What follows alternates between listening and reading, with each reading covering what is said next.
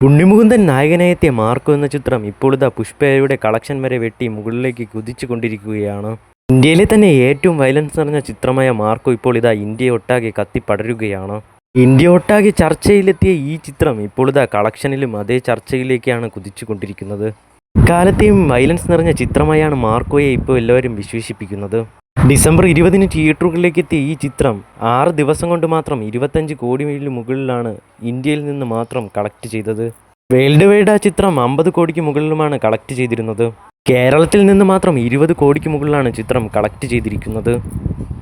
അല്ലു അർജുൻ്റെ ചിത്രം കേരളത്തിൽ നിന്ന് നേടിയതിനേക്കാളും ഇരട്ടിയാണ് മാർക്കോ നേടിയെടുത്തിരിക്കുന്നത്. വെറും 30 കോടി ബഡ്ജറ്റുള്ള ഈ ചിത്രം തിയേറ്ററിൽ നിന്ന് മാത്രം 50 കോടിക്ക് മുകളിലാണ് കളക്ഷൻ ഇപ്പോൾ നേടിയെടുത്തിരിക്കുന്നത്.